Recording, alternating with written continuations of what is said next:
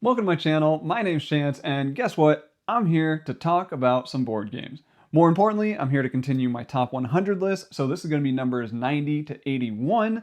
So, this is a super important video that you definitely don't want to miss because this is my top 10 board games in the 90 to 81 slots. Yeah, that was a dumb joke. Let's move on and let's kick things off with my number 90 board game, and that is going to be Kites. Now, I have a stand-in on my side here, Skyrockets. I called out Kites because I think I like Kites a little bit more, mainly because it's a little easier to table than Skyrockets. So Skyrockets is a follow-up to Kites that adds some kind of scenarios, maybe a little bit of a campaign mode style of thing, where you can kind of increase your challenges. I actually still really like Skyrockets. I think this is a great game. I think this is a really nice follow-up to Kites, and I want to play more of the scenarios in this one and add some interesting challenges that I think are cool, that changes up the card play a little bit. So yeah, but what is Kites? So Kites is going to be a real-time cooperative game that you are trying to maintain these sand timers. So there's going to be, I think, like 6 or so sand timers out on the table. They're going to correspond to different colors. There's also one sand timer that is the kind of the show timer that you need to maintain while you keep your kites afloat. And the game's pretty simple. It is a really easy one to teach. On a player's turn, they're going to just play a time, and they're going to flip the sand timer corresponding to the color of the card they played. Now, the cards will have either one color on it or 2 colors on it, and essentially, if you play one color, you flip that one. If you play 2 colors, you're going to flip both those sand timers. Now, when you play a single color card, you can also flip that white sand timer to keep that one going, and your goal as a group is just to keep all of the sand timers going. So and the sand timers have different times associated with them. Like, I think the red timer is like 15 seconds, then the next one up is 30, next one's 45, next one's 60. So they have a variable amount of time with them. So you have to kind of determine who has what cards to be able to flip those timers at the right rate. Like that red timer, that's the one I remember because it is the one that is always a pain for everybody. It'll be like, oh, that red timer's getting low. Who has a red card? And then someone raises their hand. I got a red card. Then you're like, okay, just play cards. Get to that, get to that sand timer. So this one is just a really light, just a snappy, well, I mean, real time, so it has to be snappy, cooperative game that I find just brings out some laughter at the table, some joy. It is a fun social game to play. Then the other aspects of this are that there are some challenge cards that you can throw in. Like there's an airline card where essentially if you draw it, you essentially have to play it, and then no one can talk until that card is covered up by that player. So essentially you have this round of silence where you don't know what people have and what you need to play, so you're just kind of getting through that to make it through that airplane card. And then you have the twisted lines, so the kites get twisted lines and everyone has to trade a card to either the left or the right or something. Just some fun little challenges to change up this game.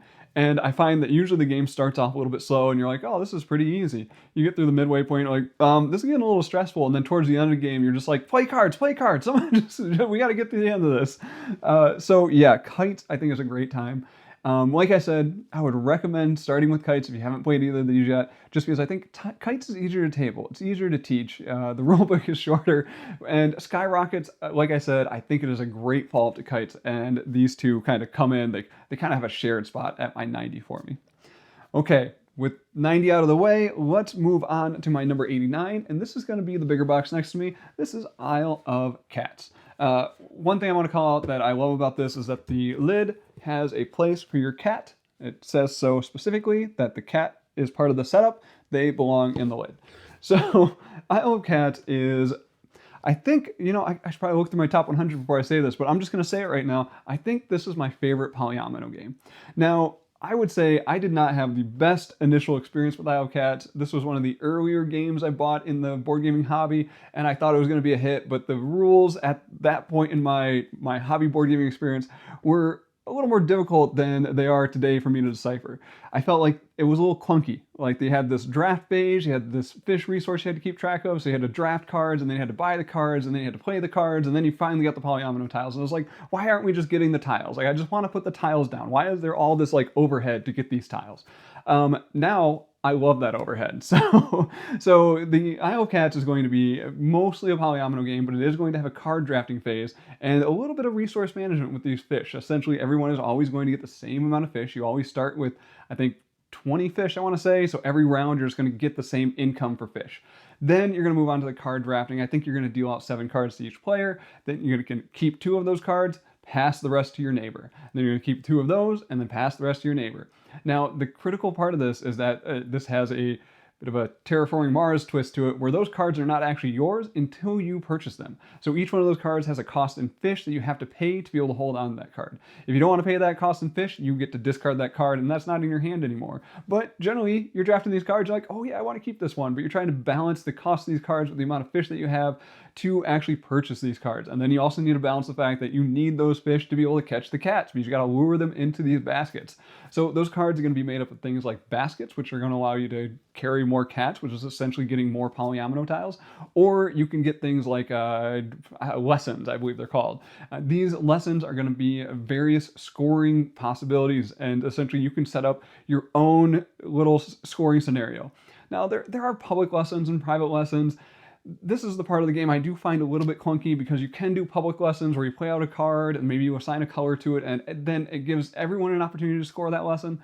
Now, I don't really, I'll admit that I have a bunch of the expansions for this game, and I like playing with just private lessons and just taking the public lessons out, because I do find this part to be kind of the clunkiest of training or teaching the different lessons in the game. I'm like, well, this one's private, this one you're going to put face down, and then this one, when it says public, you're going to put that one face up, and then everyone can score. I don't know. It's not that challenging, but it does just add an extra rule to this game that already feels like it might have a few too many for a basic polyomino game. But moving on, I do like those lesson cards, because you kind of get to set up your own little scoring criteria during the game, so you don't start with a specific goal. Maybe the primary goal everyone has is to kind of cover each room on their boat, or to build large families of cats, but you get to kind of gain those cards, and it'll be like, if you have five red cats, you score bonus points. Or if you end up with 3 rats showing on your ship, you score bonus points. And you usually want to cover those rats, but this card gives you kind of a different goal that you may not want to cover up those rats anymore. Or it might say, if you cover the 2 captain's rooms at the both ends of the ship, you score extra points. So it gives you a little bit of variety in that scoring, which I think is, that's the part that I really like about this game, is just having that variety, having those different goals to go for, because laying out those polyomino tiles is a lot of fun, and then having those different puzzles that you're trying to solve as you get those lesson cards, it just enhances the experience for me.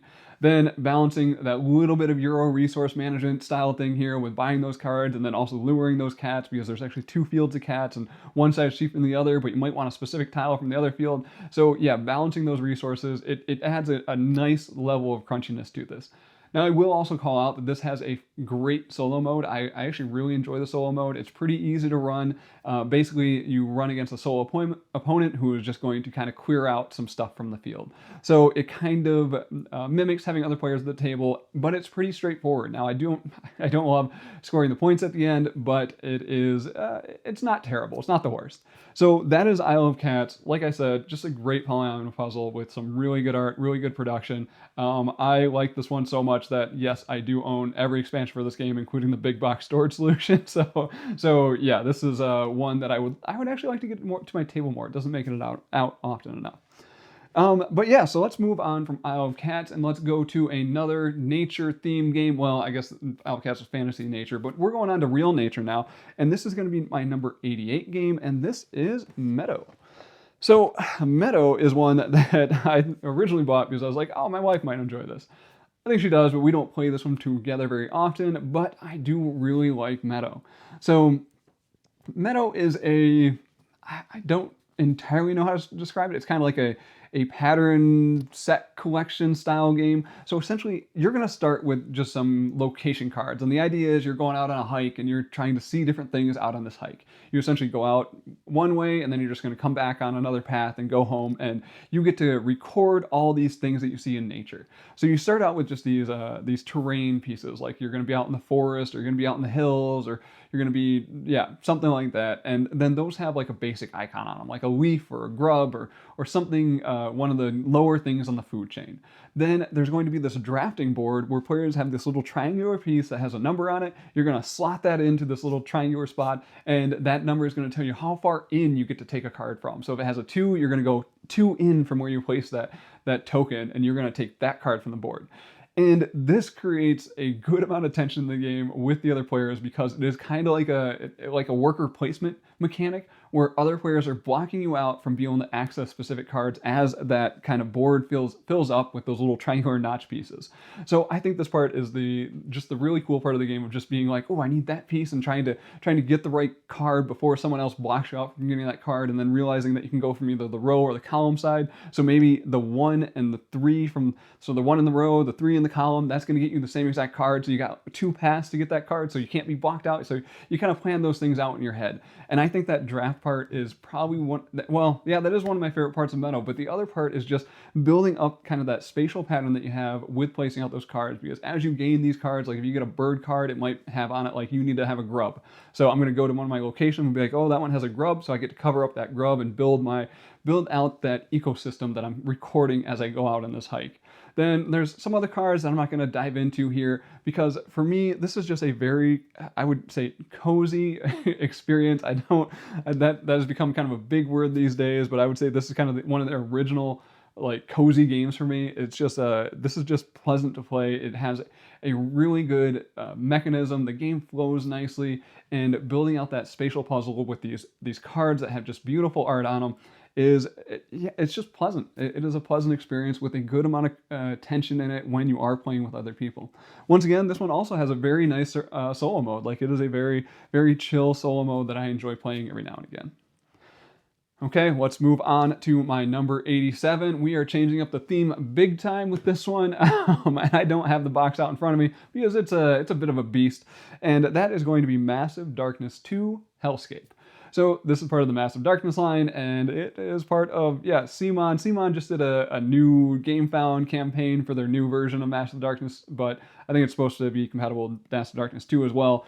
We're going to see if that delivers. CMON is kind of imploding at this point, so I don't know what to say about that. But moving on, Massive Darkness 2, I think this is my favorite dungeon crawler. This is my favorite dice chucking co-op dungeon crawler. Mainly because let's just call it a couple aspects of it. So you have your own character, and each character has its own puzzle for what it's doing. So like the mage has a different puzzle than the rogue, which has a different puzzle than the archer, which has a different puzzle than like the brute. So every character that is in the game has an entirely different puzzle on how it's going to do its actions. So like the Archer, I believe. Archer has a push your luck mechanic where it's going to be flipping over cards, trying to get a certain number of arrows on those cards because they're going to vary between like 1 and 3 arrows or something. If you manage to get like the 7, then you're going to get a critical strike and you get to carry out all the actions of the cards you just drew. But if you go too far and you bust, then you don't get to do any of it. You do very little damage and you kind of miss. You break your arrow or whatever. And I just love the fact that has like that's own mechanic. Then the rogue has a bag building mechanic, and there's just a good amount of variability with those characters, and I feel like that adds to the replayability of Massive Darkness 2. Now, I have played Zombicide before, and just to contrast it with that, the time I played Zombicide, I didn't really feel like I was doing anything all that different from other characters. Some people might say, hey, you don't know what you're talking about, there's lots of asymmetry in Zombicide, but I don't know, I didn't really feel like I was doing things that are all that different. I didn't feel like I was ever gaining enough dice to make it exciting, whereas in Massive Darkness 2, I'm getting new gear, I'm getting more dice, and I get to roll, I'm grabbing over the course of the game, I'm getting this handful of dice and just chucking them and seeing what happens. And I just love that feeling. I feel like that's what I want out of a dungeon crawler, out of a co-op dungeon crawler. 1, it has a nice puzzle for the different characters in the game, and then 2, you are just going up this power ramp and just grabbing those handfuls of dice and chucking them into ideally a dice tray. There we go. Forgot that word. So yeah, Massive Darkness 2, I find this one to be a joy. A bit of a pain to set up, but not basically all dungeon crawlers are a bit of a pain to set up, so that's not a great complaint. But yeah, that's my number 87, Massive Darkness 2. Now let's move on to my number 86 game. And this one also don't have in front of me because it is also another big box. This is going to be Heat. More specifically, Heat Pedal to the Metal. So this is a race game, and it is mostly a hand management racing game. I have only played the base mode. I haven't done any of the like garage module yet, which adds in like a drafting component for drafting your own individual deck. So essentially the base game itself, I think, is just fantastic. have introduced this to some people, and I know one person that has literally, he played it and went out and bought it for his family. He was like, yep, I think my family's going to love this. Yeah, so we're getting this. The way that Heat works is that you're going to have a little player dashboard. It tells you all the steps you have to go through, which is awesome. So you don't really need the rule book. Although I will say, getting people to go through those steps in order, that is the biggest challenge I have during this game. I'm like, they're always like, oh, what do I do next? I'm like, look at your dashboard. This is step 1, this is step 2, this is step 3. And I will admit that the iconography at the top, it is not intuitive. so there are some things that cause some confusion while we're going through those steps. I feel like after one play of the game, though, usually everyone gets it by the end. Although I do have those people that sometimes it's like we're still skipping steps towards the end of the game. And it's like, come on, like just 1, 2, 3, 4. We've done this like 8 times now, so we should be able to figure this out. But that's besides the point.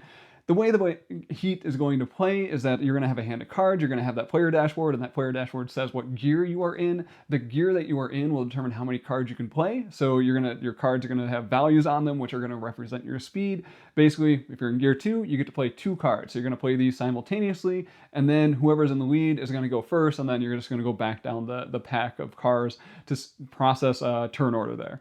Now, you're going to reveal your cards, then you move that many spaces, but there's some tricks, or there's some interesting things that'll happen during this movement. Because so let's say you move and you come up right behind somebody, you actually get to slipstream. You can slipstream them around them, and you can kind of go in their wake and get a boost to your speed.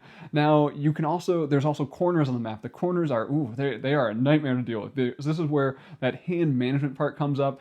So when you're going into a corner, it has a speed limit on that corner, and if you exceed that speed limit, you are basically stressing your car. You're going to be adding heat from your engine into your deck. Heat is basically this thing that is going to clog up your deck because your car is being stressed too much and it's overheating on the track. So going around to a corner too fast can be super dangerous. You may spin out and have to go back to the start of that corner. So you have to manage your speed and the gear you're in, because if you're in 3rd gear, you have to play 3 cards. You don't have a choice to play less than 3 cards. So you're constantly managing, like shifting up and down gears and planning for those corners and saving cards in your hand to prep for those corners so you can go around the corner as fast as you can without spinning out of control. Maybe pushing yourself occasionally to take on those heat cards because you know you have a limited amount, and then there are certain ways, like if you shift down into a lower gear, you can actually cool down from your hand and put that heat back into your engine, so take away some of that stress from the race that you have. And I just love how this game works. It really kind of brings me into the race. I would say it feels like a race game to me. Like it's just so good with managing that stress of the engine of the car, and that hand management aspect. That is something that has me hooked. That is the style of gameplay that I really like. I love games with hand management, so Heat is a big hit for me. I will say on that kind of this being a race game aspect, that sometimes this game does feel a little bit sluggish. I think if you play it enough with some players, it'll go by pretty snappy, but like with some new players, it can definitely drag. Some people can take a little while to make their decisions. So getting into that AP zone, and anytime I run into these games that it's like this is supposed to be snappy. And I talked about this with like Guards of Atlantis 2 in my previous video, in my 191 video. And sometimes players they take a little too long. They're overthinking things. They are trying to make that optimal move. They don't want to screw up, so the game just starts to drag and slow down, and it loses that, like Heat will lose that race feel when it starts to drag. So yeah, that's the only downside of it, but it's just the mechanics of Heat, the theme of Heat, the production of it, all of it is great. Okay, let's move on to my number 85 game. And 85 is going to be a newer one in my collection, and that's going to be over here. This is Power Vacuum. So Power Vacuum this is probably one of the few trick takers in my top 100. I will admit that I probably nerfed some trick takers. I really love playing trick takers. I grew up playing euchre. So trick takers, they have a soft spot in my heart that I connect with them. Like I want to play more trick takers. Like Ghost of Christmas, Cat in the Box, Schadenfreude. So I'm not sure, I can't remember exactly where these other ones ended up on my list, but these are all fantastic trick takers. But Power Vacuum, this one has landed for me. Like I love the theme of this, and I love how it plays. So it is a very unique trick taker with a little bit of wonkiness at the end. So we're gonna talk about that a little bit. But essentially has pretty standard trick taker rules. You're gonna have a hand of cards, but the suits of your cards are visible on the back of your card. So everyone knows what suit you have in your hand. Except for some spy cards. Those spy cards are the tricky ones because they are going to have a suit that they're going to pretend to be. So you actually have some secret cards that other players won't know about. Sometimes it'll look like you're playing off suit and people will be like, hey, you still have a yellow card. And you'll be like, no, I don't. And they'll be like, oh, you got a spy. I got it. I see what's going on here.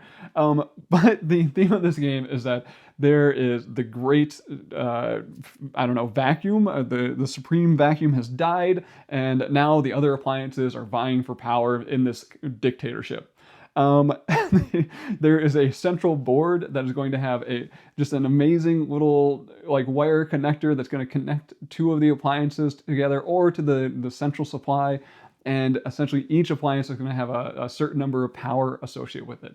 So you start out equal, every appliance just gets 2 power, and then over the course of the game, you're going to be moving power between these appliances to see who kind of comes out on top and who comes out on bottom. So as players play their tricks, it's pretty standard rules. Everyone has to follow suit if possible. There's a trump card, which I believe is red. The only cards that beat trump are going to be the spy cards. So overall, I would say all these things kind of land in pretty standard trick taker territory. But what's interesting is that the player that wins the trick, now they have a choice. They can either take 1 point from the supply, or they can take a card that was played in the trick and save it for the next round.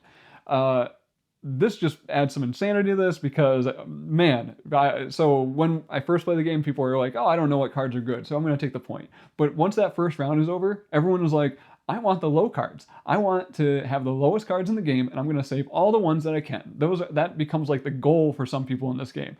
That's because the person that plays the lowest card in the trick gets to do the fun part.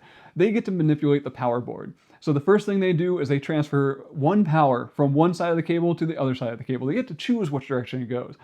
And after they do that, they get to move one of the plugs on that board to another spot. So you are basically setting up the next person who's going to transfer power. And this is just a work of genius in this game because it is the most exciting part of the game. And I love this one so much because it gave something exciting to the player that actually loses the trick. Like you are actually trying to balance between, do I want to win this trick or do I want to lose this trick? Which, I mean, I would say that's kind of the core part of all trick takers is managing that tempo. But this one makes it more clear than any other trick taker that I've played. I feel like even someone that I play with that doesn't even like trick takers that much has enjoyed this one because of that mechanic in here. Because I feel, trick takers really struggle teaching that tempo. It's kind of like its own little language that it has. But this one makes it just crystal clear that winning the trick is good, but also losing the trick and just understanding when you need to win versus lose is kind of the point of trick takers. Now, the part that makes this really fun is the fact that everyone is dealt an agenda at the beginning of the game. And it's a split card with 1 color on top, 1 color on bottom. Now, on your turn, you are allowed to reveal your agenda and basically turn it the orientation that you want and basically say who you think is going to come out on top and who you think is going to come out on bottom during this power struggle during this round. Now, the earlier you reveal this card, the more points you're going to get. So basically, you're going to gain points equal to your hand size when you reveal that card. So if you reveal it on your first turn, that's going to be worth 8 points for each agenda you get correct. So if you get both of your agendas correct, that is 16 points in one round. This is a game where you're only trying to go for 40 points. So you can basically score you can probably get 20 points in a single round. This game could technically be over in about 2 rounds if someone got really lucky and did really well on it. But I would say, really, I think it's going to last 3 to 4 rounds usually. 3 is fast, 4 is probably going to where I think most games will end. Might go on to 5 every now and again. But so 16 points though, getting your agenda right on both sides is huge. That is just a massive score. Now, the other part of this is that if you save your agenda, let's say you don't want to reveal this to other people, because now when you reveal it, you're telling people who you want to win. They are now like saying, oh, do I want to transfer power into that color that you're rooting for because I don't want you to get points. So they might try to move around and manipulate the board in a way that you are not going to win your agenda. So revealing it early, that is a risk. But every now and again, someone else will be like, hey, you're going for brown? Guess what? I'm going to go for brown. We're on a team now. We're on a team. We are working to make brown to win this round, and we're going to try to get as much power over to the brown player as possible. And what's even more interesting about that, maybe neither of those players are brown. Maybe someone else is the brown player, and you're literally just funneling points to them because the amount of power they end the round with is going to be the number of points they pull at the end of the round. So you have 2 people that are vying for brown to be the leader, and brown's just over here like, Sure, you guys can give me points. I'm fine with this. Now, the other part of this is that if you don't reveal your agenda by the time you come down to, I think, 5 cards in your hand, you can no longer reveal it, and you are I think it's a conspirator or something. And at the end of the round, you're going to be able to orient your agenda card however you want, and you're going to reveal it. Now it's an all or nothing thing. It's either you got both your agendas right, and you'll score whatever, 10 points or something, or 12, I forget the exact value, or you score nothing. You don't score for the individual agendas anymore because you waited too long. So yeah, power vacuum, and now, okay, I gotta call out the wonkiness in it before I close this one out. Due to the fact that you're going for those 40 points, due to the fact that you have those agendas, and just due to the fact that you can see what people are doing and you know where people are at, there's going to be probably the problem, or some people will have a problem with king making. Okay? Just call it what it is. I made a video about king making, and that's where I stand on this. I don't really think it's a problem in a game. I think it can be entertaining a game, and it's part of the game, and it's kind of, you all ended up in this position. So as long as everyone is playing to still win the game, I don't think it's an issue. But if you run to that point where someone willingly throws the game because they just feel like, I want to be done with this or something, then I feel like that can be a problem. Power Vacuum struggles with this a bit because, unlike standard trick takers where you're playing like an equal number of rounds for the number of players to balance out the luck, this one is just like whoever gets 40 points first wins, and there is a lot you can do to kind of screw over one player. There's a lot the table can do to screw over one player. So I have one game of this where one player got to 39 points. They were doing so well. They just needed 1 point to win it. And it was one of my friends that he does not like trick takers that much, or, well, maybe you'd enjoy him more if you played more of them, but he doesn't play a ton of them, so and I was like, oh, you did so well. And I had the choice at the end to let him win or continue around. And I was like, I'm sorry, I can't let you win. Like, I still got to be in it for myself, even though there's very little possibility of me winning. I can't let the game just end. So I had to let the game continue, and we all kind of knew like this other player was going to win because he saved a bunch of cards, hoping that he would make it one more round, and we're all just like, oh crap. So yeah, there is a little bit of wonkiness at the end game scoring, and that control and that kind of, it can almost feel a little take thatty because you do know what people are going for, and the table can kind of turn against you a little bit. So I feel like that needs to be mentioned going into this. But it is a game that I thoroughly enjoy, which is why it's in my top 100. Okay, let's move on to number 84, because I talked about that one for way too long. Number 84 is going to be Sky Team. So Sky Team is a co-op 2-player game. This is a dice placement game, and I would say this one, to me, it feels a lot like a co-op trick taker. I've played a bunch of co-op trick takers now, and this feels similar to that one. Because what you're going to do, you're going to roll dice, and then you essentially are going to be placing them out. No communication allowed between the two players. You're putting them into these different areas of the plane to activate different sections. And there's going to be things like your tilt and your speed and your brakes and your flaps and eventually gas and stuff like that. And there's only 2 sections that you have to put things into. Like, one has to be your tilt. And then the tilt is neat because it's like the difference between your 2 die that are going to cause the tilt. So if one player puts a 6 down, the other one puts a 1 down, your plane is just going to tilt 90 degrees and you crash and everyone dies. A little dark, but that is the key with this, is that maybe you're going to be like, okay, well, we need the plane to tilt a little bit to my side, so I'm going to put out a 4 and hope they can put out a 3 or a 2, so we only tilt 2, and then we need to tilt back because essentially at the end of the round, you need to be level to be able to land the plane. You need to be at a certain speed. You got to have the brakes ready to be able to stop on the runway. So you're doing all this prep. The co-pilot has to have the flaps ready to do the air braking and everything. So you're constantly working towards this prep, but you have other things that you have to do. There's other things kind of getting in your way. Like, you got to call in the radio tower to clear planes out of your path so you can make sure you're making it the runway without running into another plane.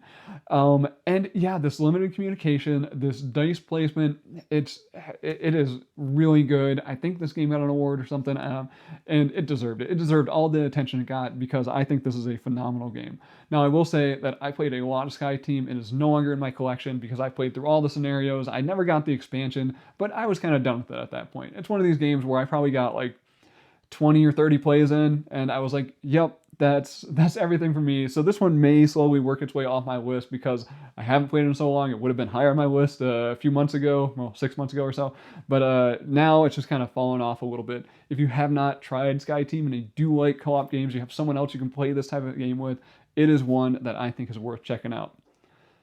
Okay, let's move on to my number 83. And this is going to be Treasure Island. So Treasure Island is one of the more interesting games in my top 100. And this is it's almost a semi-co-op deduction game. So it's a one versus many where one person is going to play as Long John or something. I don't know. They're going to play as the person that hid the treasure. So you're going to put it out on this map. They're going to secretly mark their location where they have the treasure on the map. Then the other players at the table, they're going to try to find it by doing this deduction puzzle. They have some search things that they have. Each character has a different power associated with it, so you can do a different type of search. And you're gonna basically be moving your meeple around this map and doing these searches and asking the player that hid the treasure some questions to try to confirm or deny what you've learned, and try to suss out those clues that you can get for this. Now, I do say that this is kind of semi-co-op because you're going to kind of see what other players are doing. You're going to learn the information that they know. They have the option to kind of tell you some stuff. And in in the play I had of this game, it ended up being at the point where we were all like, look, if we don't share information, we're probably not going to find the treasure, and this person's going to win. The one person's going to win and not any of us. So I think we need to share just a little bit so we can kind of start figuring out where this treasure is. So this is where that kind of semi-co-op nature came up, and it's like, how much am I willing to tell you? Because I want to find out information, and if I don't share anything, you're probably not going to share anything with me. So yeah, it had this cool, interesting dynamic towards the end game there between the players. And the other thing, and I feel like I want to contrast this with mind management, which I talked about in my last video in this top 100 series. And I talked about how that one versus many mechanic, it's good, but in mind management, I think it can fall flat if players aren't on the same page. And I think Treasure Island kind of avoids this because you don't need to be on the same page as the other players. You don't have to share information with them. You can lie to the other players. So essentially you are still on your own, which means that you don't have to be kind of in that shared space. You guys don't have to be aligned exactly with what you want to do for your turns, which I feel like can be a problem for some of those other one versus many games where Treasure Island just says, nah, you're on your own, you're going for the treasure, you can work together if you want, you can lie to everyone if you want, do what you want. And overall, I do think this is a fun deduction puzzle. I think this is a really good, one versus many game, and I'm excited to play it again. It is just super unique. It kind of has a little bit of geometry going for it. You're going to be taking this circle out. You're going to be drawing circles on the map to say, like, I'm searching this area. Now, there was a little bit iffiness of like, oh, well, if the treasure's on the line, what do you do? I don't know. If you're super anal about that type of stuff, then maybe this one's not for you. I think if you're willing to kind of fudge things a little bit and just kind of make rules on the spot, then I think Treasure Island will be great. I had a great time playing Treasure Island, and I'm excited to get that one back to the table. All right, let's move on to number 82, and 82 is going to be Defenders of the Wild. So this is a small box co-op game that I picked up recently. It was one that I was hesitant to buy. I wasn't sure about it. I wasn't sure I was going to like it.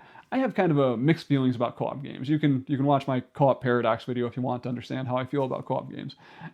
Sometimes I feel like they can drag a little too much. Sometimes there's too much discussion. Sometimes they don't feel satisfying in any way. I feel like the versus games they're just better for me. I like playing against other players, other human players, right? Defenders of the Wild, though, I have played this a couple times solo, a couple times with other players, and it's one that has definitely kind of got my attention. I like thinking about it. I like trying to figure out what is the optimal play for this one. Now, I will say that it's a little more abstract than the art makes it look, but essentially each player is going to play as a faction on part of the Defenders of the Wild. You're going to play as one of those factions, and you're going to be playing against the factory. Now, the factory is just a deck of cards plus some tokens on the board, and that deck of cards is just going to determine, like, the factory has a very deterministic action set. At the end of your turn, you're just going to reveal that card and do the factory action. Then someone else is going to take their turn, then reveal a factory card, do that action. Basically, you have these machines that are going to be basically marching around the edge of the hexes, building these walls. Once an area is enclosed, there's a certain card that'll cause a factory built, which will cause the factory tile to come out, and the factories will spread, which will then increase the damage of pollution, which is another impact of the factory cards. And there are going to be a few loss conditions in this game. It's either that all the factories have been built and you need to build another one and there's nothing left to build, so you lose, or that pollution, like essentially every time a tile has 3 pollution in it, it turns into a toxic site, and once you're out of toxic site tiles, you also lose the game.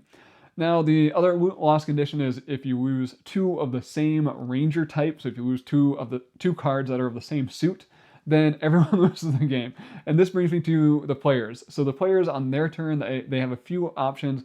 essentially everyone is going to choose a card simultaneously, play it face down, then you're going to reveal it, then first player is going to do their turn. Each card has usually an ability on it plus a number of action points. And this is where the game is very streamlined. You don't have to think you are just spending your action points to do this very simple list of actions.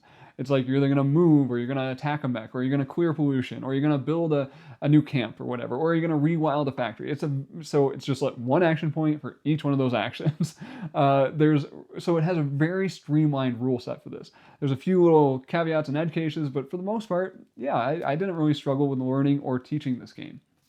Now, the problem is, though, when you're doing your actions, if you do an action in the same spot as a mech, as a little minion guy, you have to roll the damage die. And each time you roll the damage die, if you're in the same spot, you can take up to 2 hits. There's a blank side, there's a 1-hit side, and a 2-hit side. And you only have 3 health on your board. So once you exceed that 3 health, you have to actually randomly lose one of your cards. And that's going to be one of the rangers that you lose. Now notice that this becomes a problem because I said that you're going to lose when you lose 2 of the same suit of card. And I just said that you had to do a random draw of your hand. So this means that players are now trying to manage. Once you lose a person out of your hand, the other players are trying to manage to make sure they don't have that suit in their hand. Now, there's a way you can do things like chain actions together by doing a team up where you play more cards of the same suit to get additional action points. So that is a good way to kind of burn that suit out of your hand, so you can kind of risk being damaged again and taking another loss out of your hand because you're like, okay, I don't have any of that suit, so I can take a damage from this mech, and if I take enough, or if I take too much damage, I'll lose a card, but it's not in that hand, so we'll be safe. So there's a lot of planning around that, and then planning around the positioning and where you put your camps and when do you heal and when do you go out and do rewilds, because if you do not kind of fight that factory, and it is so risky to fight those factories, if you don't do it, you're going to lose the game, because the win condition for you is to, 1, have all factories built that rewilded. So you want to make sure all of them have been kind of healed and healed the land or whatever. And 2 is that you need to build all of your bases. And building your bases is this is the coolest part of the game, is the fact that you have this support track. Every time you do something that is kind of going against the factory, so like clearing pollution or clearing a mech, you're going to move up on the support track. And you cannot build a new base until you have enough support. So you essentially have to move up this track. Once you hit this limit, it's going to be like, now you can build a new base. You put one out, and then you get to actually draw new cards. You don't draw new cards when you play them. You only draw new cards when you gain support, which is a cool little thematic tie into this, because essentially you're trying to say, hey, we can do this, everybody. And then once you reach that point where you can build your base, it's like, yeah, we agree with you. And then you draw a new set of troops into your hand, and you are good to go. I really like the flow of this game. I think it's really cool, because essentially you're just going to reset your support track, and then you're going to have to gain more support for your next camp. Basically, you have to convince more people that it's like, yes, trust me, we can definitely do this. So you're constantly going through this ebb and flow of trying to build up that support, take out those factories, rewild those factories, build your camps, and yeah, it is a very satisfying puzzle. But I'm going to call out, insanely hard. I have not won any of my games of this. I question if it's even possible to win these games, but people out there have won it, so I keep trying. But yeah, so that's Defenders of the Wild, just a really cool co-op puzzle that I am excited to explore more. But if you are looking for an easy co-op game, go for, Sky Team or Kites or something. Defenders of the Wild, this puzzle is challenging. All right, so that's going to do it from number 82. Let's move on to number 81. And this is going to be another big box. Actually a very big box for me, because I own the complete collection. This is Everdell. So Everdell is one that it's been falling on my list quite a bit. I haven't played it recently, and this is one that I really have played mostly with my wife. This is one we got during the pandemic, and we have just had a great time playing Everdell together. It lands in, let's say, between Meadow and Wingspan kind of situation. Basically, it's a worker placement game. We're going to be placing out these workers to get resources, and then you're also going to be doing some tableau building. So you have a hand of cards, and you're going to be able to draft cards from this kind of open market area. But essentially, every now and again, you're going to be able to build one of your cards out in your tableau, building up your little critter city. You're going to get some farms, you're going to get some courthouses, you're going to get some post offices. So just some various buildings that'll have very different powers on them. And you have a limit of, I think, 15 cards in your little critter city that you're going to be able to get out. And then there's various goals that you're going for. It has a racing. So it's a very, very Euro game where you're trying to race towards these different achievements. And I would say the thing that people probably won't like about this is that it is a bit random what you're going to get. Like some of the cards you get will pair together pretty nicely, but it is random on whether you're going to see those or not. The goals out there are going to be sometimes or a lot of times for specific cards out in the market, and maybe you're not going to see those, or maybe that pops up and the other player gets to take it first. You don't even get the option to take that card. So there is some randomness associated with those things, but I would classify it as kind of similar to like the randomness that I feel in Wingspan. And Wingspan is another game that I enjoy, but it is a game where, yes, I feel like it is a bit of a random engine builder, but you can still get good at it. Like, someone that is good at Wingspan is going to beat me. Even though I know what I'm doing in Wingspan, there are people out there that are just so much better at it that they are going to crush me at Wingspan. Probably 80% of the time. There's still that randomness in there, so maybe I'll get lucky some of those times. And for me, Everdell kind of lands in that same category, but it employs a mechanic that I really like. I love the worker placement. That like yeah, being able to block people out of spaces, like that is definitely one of my favorite mechanics in the game. That mechanic is going to show up further down my list.